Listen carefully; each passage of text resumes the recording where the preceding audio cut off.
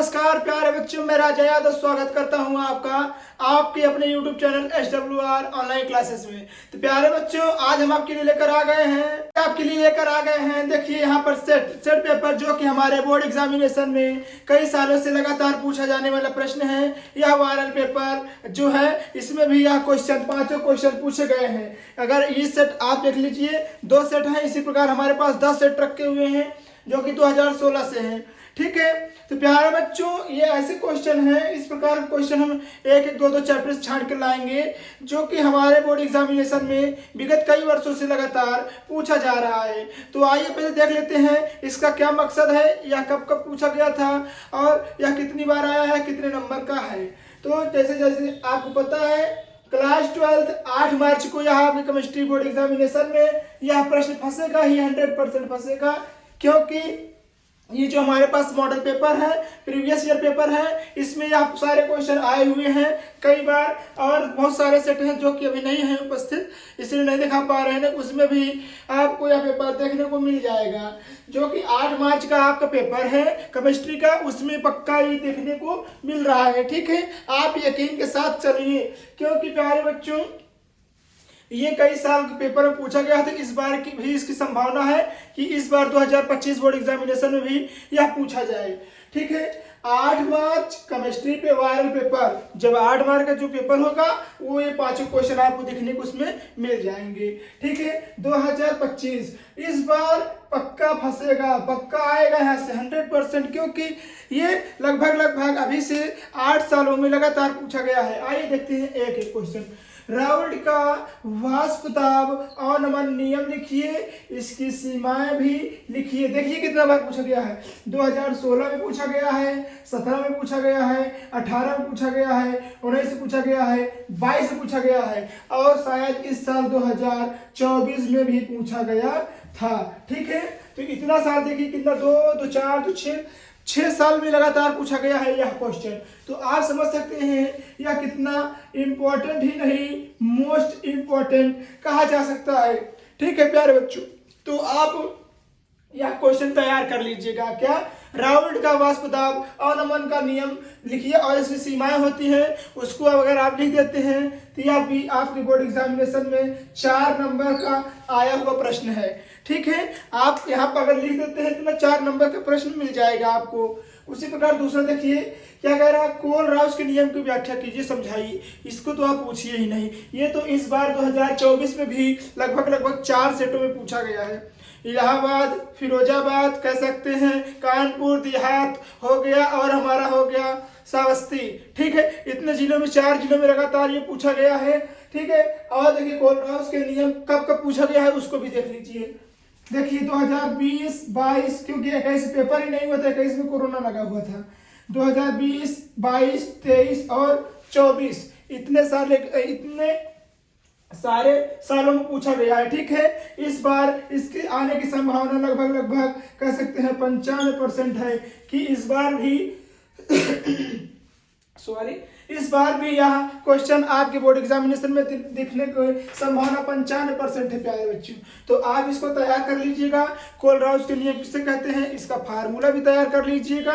यह बहुत ही महत्वपूर्ण ही नहीं, मोस्ट इंपॉर्टेंट क्वेश्चन है बोर्ड एग्जामिनेशन दृष्टिकोण से। देखिए तीसरा नंबर क्या कह रहा है, विद्युत रासायनिक श्रेणी में एल्युमिनियम हाइड्रोजन से ऊपर है, परंतु किंतु यह जल और वायु में अस्थायी है। क्यों? देखिए जो एल्युमिनियम होता है वो किससे, तो हाइड्रोजन से ऊपर होता है।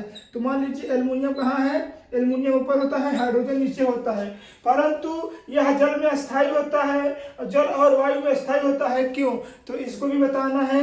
देखिए ये 2016 18 19 20 और 24 के सेटों में पूछा गया है। 5 साल लगातार सेट में आए हुए हैं, जो कि हमारे बोर्ड एग्जामिनेशन दृष्टिकोण से बहुत ही महत्वपूर्ण है। अगर आप इतना कर लेते हैं तो आपको इसका 3 नंबर का क्वेश्चन है, आपको 3 नंबर पूरा मिल जाएगा। ठीक है, आइए देखते हैं प्यारे बच्चे चौथा नंबर क्वेश्चन, जो कि आपके बोर्ड एग्जामिनेशन दृष्टिकोण से बहुत ही महत्वपूर्ण है। क्या कह रहा है, निम्नलिखित सेल के ईएमएफ की गणना कीजिए।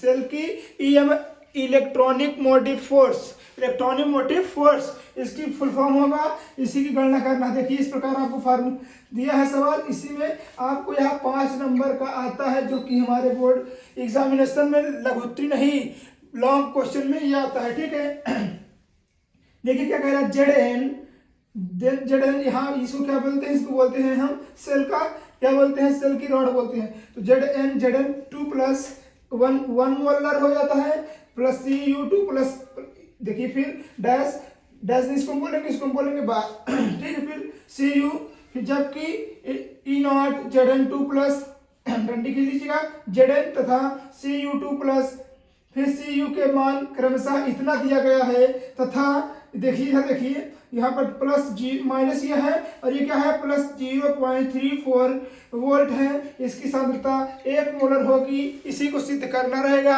जो कि आपके बोर्ड एग्जामिनेशन में 5 नंबर में, 3 नंबर में, 4 नंबर में पूछा जाता है। ठीक है, आपको यह प्रश्न बहुत अच्छा लग रहा होगा।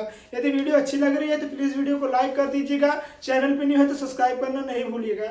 आइए देखते हैं लास्ट क्वेश्चन, शून्य कोटि की अभिक्रिया से आप क्या समझते हैं। उदाहरण दीजिए। देखिए प्यारे बच्चों, अभिक्रिया की कोटि को आप पढ़ लीजिएगा, फर्स्ट कोटि अभिक्रिया, सेकंड कोटि अभिक्रिया और थर्ड कोटि नहीं, प्रथम कोटि, द्वितीय कोटि और तृतीय कोटि और शून्य कोटि अभिक्रिया। ये 4 अभिक्रिया अगर आप पढ़े रहेंगे तो चारों अभिक्रियाएं बहुत ही महत्वपूर्ण है, जो हमारे बोर्ड एग्जामिनेशन में 3 नंबर, 4 नंबर और कहीं कहीं तो 2, जैसे शून्य कोटि और प्रथम कोटि अभिक्रिया में अंतर स्पष्ट करते हुए समझाइए तो 5 नंबर में पूछ लेता है। ठीक है, ये हुए हमारे 5 महत्वपूर्ण प्रश्न, जो कि देखिए विगत कई वर्षों से आए हैं। शून्य कोटि का अभिक्रिया देखिए कितने साल पूछा गया है, 2016 में पूछा गया है, 17 में पूछा गया है, 18 में पूछा गया है, 19, 22, 23, 24, तो लगभग 7 साल के सेटों में पूछा गया है। तो अगर आप इस प्रकार तैयार कर लेते हैं तो आपको केमिस्ट्री में 95% लाने से कोई नहीं रोक पाएगा। हम आपकी ऐसे ही वीडियो लाते रहेंगे, जो कि आपके एग्जामिनेशन दृष्टिकोण से बहुत ज़्यादा इंपॉर्टेंट रहेंगे। ठीक है, यह वायरल पेपर आपको कैसे लगा, उम्मीद है प्यारे बच्चों यह वीडियो आपको बहुत अच्छी लगी होगी। यदि वीडियो अच्छी लगी है तो प्लीज़ वीडियो को लाइक कर दीजिएगा एंड चैनल पर न्यू है तो सब्सक्राइब करना नहीं भूलिएगा। मिलते हैं किसी और मजेदार वीडियो में, तब तक के लिए धन्यवाद। जय हिंद, जय भारत। आप स्क्रीनशॉट ले लीजिए क्वेश्चन का।